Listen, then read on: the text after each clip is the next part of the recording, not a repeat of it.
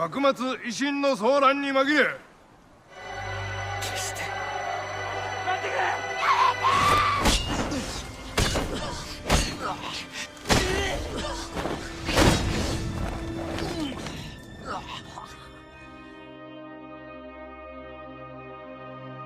Halo semuanya, balik lagi di Plotarian Movie. Kali ini saya mau menceritakan lanjutan dari perjalanan Kenshin setelah berusaha menyelamatkan Kaoru yang ditangkap oleh Shishio dengan judul Rurouni Kenshin: The Legend Ends.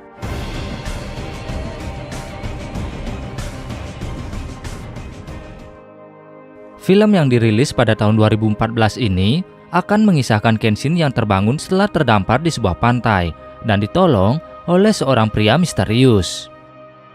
Kenshin akan berusaha kembali melawan Shishio sebelum pria itu berhasil menjatuhkan kekaisaran yang bisa menyebabkan kekacauan di Jepang. Dan jika kalian belum menonton cerita sebelumnya, silahkan klik di pojok kanan atas, karena nantinya cerita dalam film ini akan saling berkaitan. Dan seperti biasa, sebelum mulai bercerita lebih jauh tentang perjalanan Kenshin, saya ingatkan kembali kalau konten ini mengandung spoiler, jadi saya sarankan untuk menonton filmnya terlebih dahulu.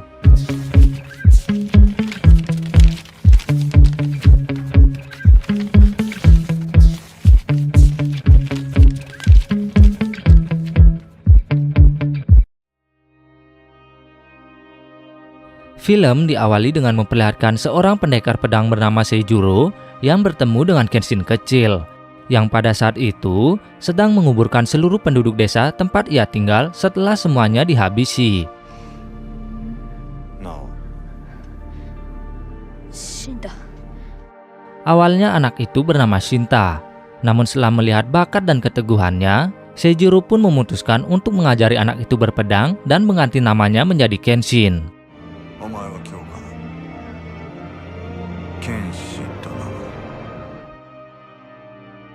Scene pun berpindah, memperlihatkan Kenshin yang kini telah sadar kembali setelah di film sebelumnya tak sadarkan diri dan tak sengaja ditemukan dan dirawat oleh Seijiro. Di saat terbangun itu Kenshin menanyai tentang keberadaan Kaoru. Namun menurut Seijiro, ia hanya bisa menemukan Kenshin saja. Apalagi, selama tak sadarkan diri selama 3 hari, tak mungkin ada yang bisa selamat dari ombak besar laut seperti itu.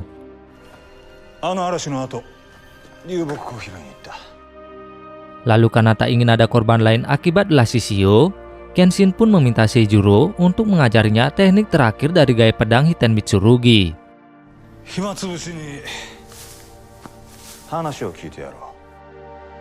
Mendengar itu, di hari itu juga Seijuro langsung mengambil sebuah ranting pohon sebagai senjata dan meminta Kenshin untuk menyerangnya. Sementara di sisi lain, Shishio juga sudah mulai melakukan penyerangannya di beberapa desa dekat pantai.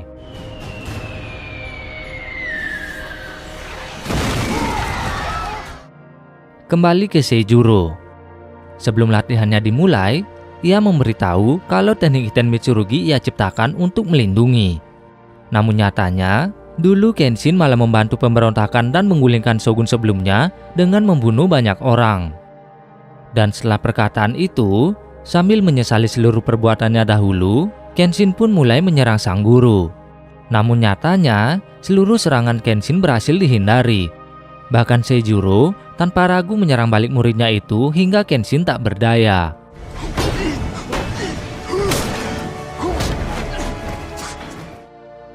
Di tempat lain, demi mencegah peperangan terjadi, Menteri Dalam Negeri bernama Hirobumi bersedia untuk menemui Shishio dan pasukannya.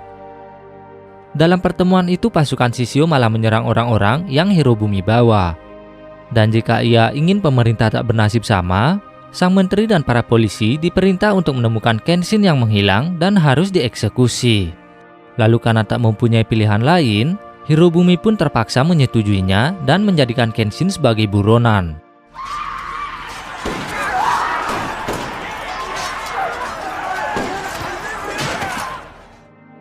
Di sisi lain, setelah mengetahui itu, Saito menjadi sangat marah. Dan meskipun ia merupakan seorang polisi, Saito dengan tegas menolak perintah untuk menangkap Kenshin.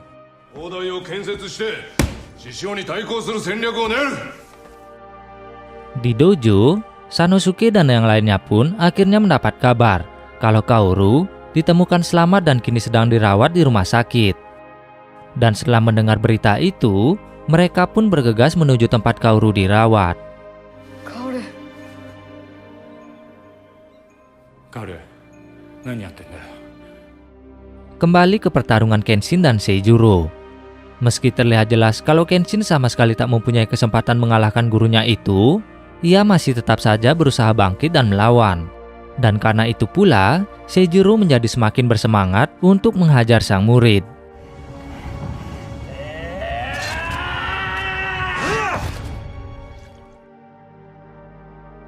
Malamnya, saat mereka beristirahat, Seijuro menceritakan kalau setelah sekian lama mereka berpisah, kini ia hidup menyendiri di dalam hutan.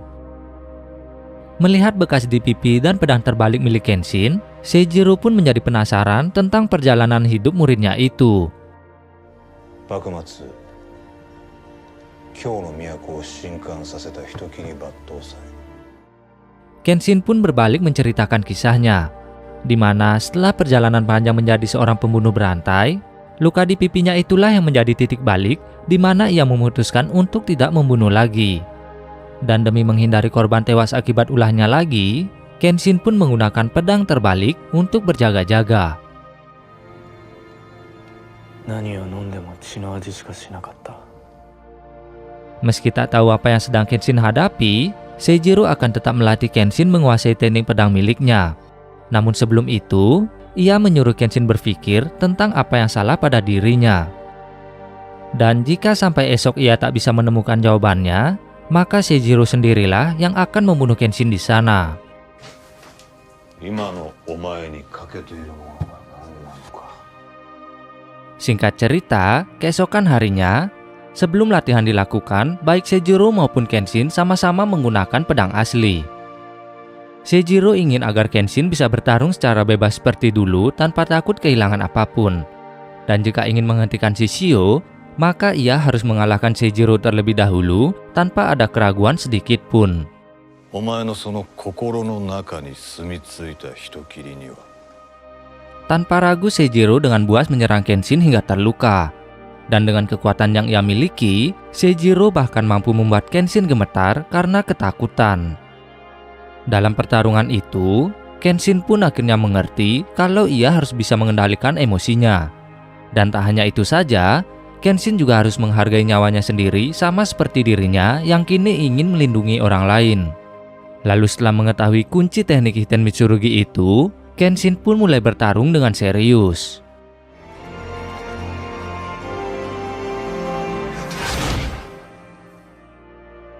Di sisi lain, pasukan pemerintah juga sedang bersiap-siap jika nantinya perang terjadi karena mereka tak bisa menemukan Kenshin. Kembali ke Kenshin. Setelah selesai berlatih, Misao akhirnya berhasil menemukan Kenshin dan memberitahu semua yang terjadi. Lalu setelah mengetahui itu, mereka berdua pun pergi ke penginapan untuk menyusun rencana bersama Nenji yang ternyata masih hidup. Namun sayangnya, Nenji tak ada di kamarnya. Dan ternyata, ia masih berniat menghentikan Aoshi yang terus saja mencari Kenshin.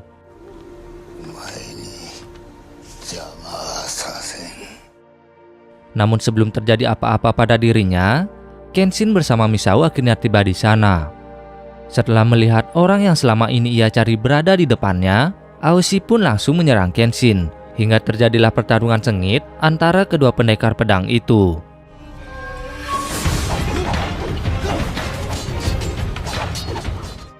Di tengah pertarungan, Misao yang kecewa akhirnya memutuskan untuk ikut membantu Kenshin. Namun sayangnya, ia malah dengan mudah dikalahkan.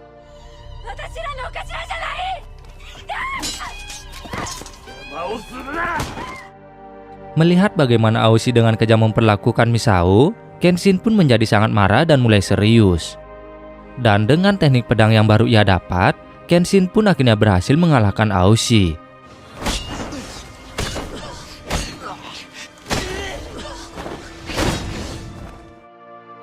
Lalu di saat terakhir, Kenshin mengatakan jika Aoshi masih tak terima dengan kekalahan itu, ia bisa mencari Kenshin kapan saja. Namun yang terpenting, Aoshi diharapkan tak mengkhianati Oniwa Bansu lagi hanya untuk mengejar ambisinya. Dan tepat di saat itu juga, Nenji pun menghembuskan nafas terakhirnya.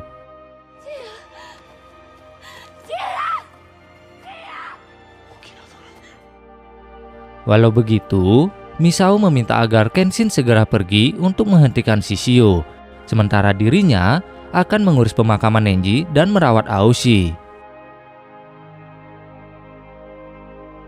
Singkat cerita, sampailah Kenshin di dojo milik Kaoru, di mana pada saat itu di sana hanya ada Megumi saja. Sayangnya, setelah berganti pakaian dan memberitahu kalau ia akan melawan Shishio, Kenshin dan Megumi malah diserang oleh para polisi yang sebelumnya menjadikan Kenshin sebagai buronan. Meski ia dengan mudah mengalahkan para polisi itu, namun karena tak ingin Megumi juga ikut dilibatkan, maka Kenshin pun merelakan dirinya tertangkap. Dan dengan penangkapan itu, beritanya pun akhirnya tersebar luas.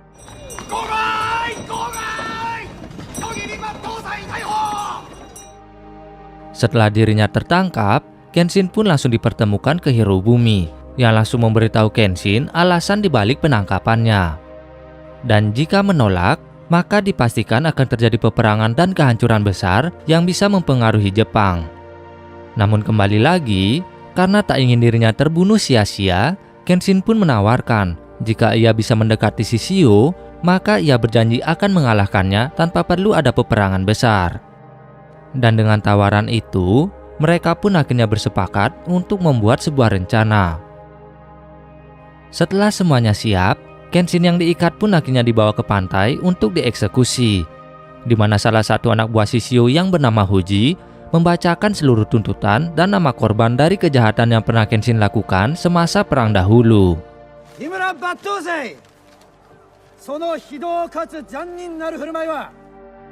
Namun setelah seluruh tuntutan dibacakan, eksekutor yang ternyata adalah Saito langsung membebaskan Kenshin, hingga menyebabkan kekacauan dan pertarungan antar kedua pasukan.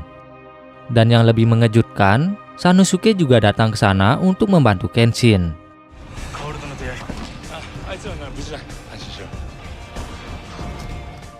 Mengetahui kalau Shishio tak ada di sana dan Hoji melarikan dirinya, Kenshin dan Sanosuke pun bergegas menuju kapal perang Shishio dengan dibantu beberapa polisi.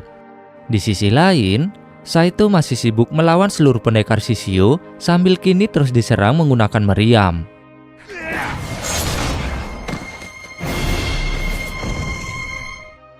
Kembali ke Kenshin dan Sanosuke. Setelah akhirnya sampai di kapal perang, mereka berdua langsung berusaha melumpuhkan seluruh pasukan yang menembakkan meriam ke pantai. Sampai saat mereka masuk ke dalam, Sanosuke terpaksa berhadapan dengan Anji.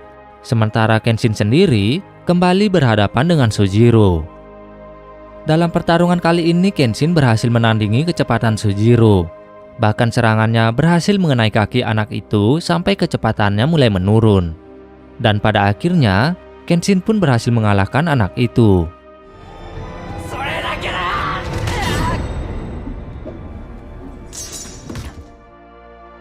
Kembali ke Sanosuke. Meski mendapat cukup banyak luka, dia juga akhirnya berhasil mengalahkan Anji dengan menggunakan satu serangan mematikan.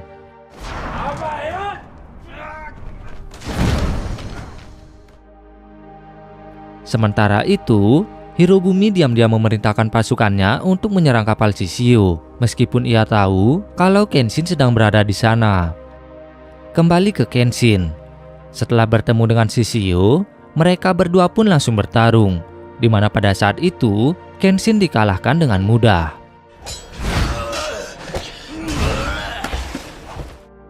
Tak lama kemudian Saito juga datang ke sana untuk membantu Kenshin. Namun sayangnya, ia juga belum bisa menandingi kekuatan Shishio. Tak hanya itu saja, Sanosuke yang berusaha membantu Saito juga akhirnya menjadi korban keganasan Shishio hingga mengalami luka parah.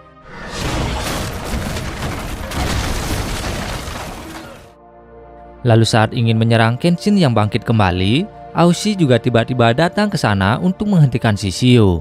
Karena Aoshi ingin kalau hanya dirinya lah yang boleh mengalahkan Kenshin. Kini, baik Kenshin, Aoshi, Saito, dan Sanosuke mulai bersama-sama menyerang Shishio. Namun walau begitu, Shishio masih bisa menandingi setiap serangan yang ia terima bahkan menumbangkan mereka semua satu persatu.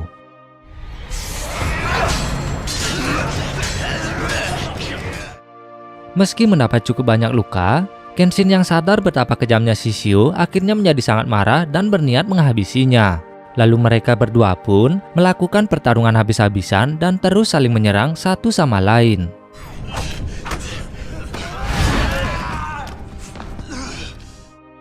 Sampai saat keduanya mulai lelah, Kenshin pun akhirnya mengeluarkan teknik Hiten Mitsurugi milik sang guru.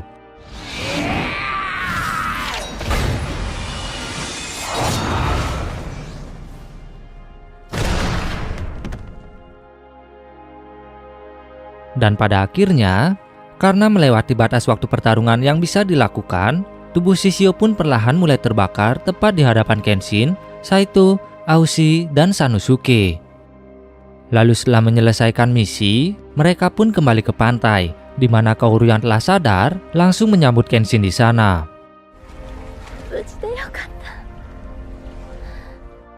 Sementara Hirobumi yang merasa berhutang budi, akhirnya memutuskan untuk menghapus jejak kejahatan masa lalu Kenshin.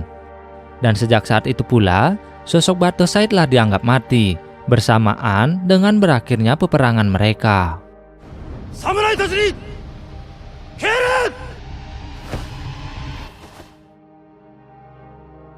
Begitulah akhir dari perjalanan Kenshin dalam film Rurouni Kenshin The Legend Ends. Terima kasih bagi yang sudah menonton sampai akhir. Jangan lupa like, share, dan subscribe. Dan nantikan terus update film atau series lainnya hanya di Plotarian Movie.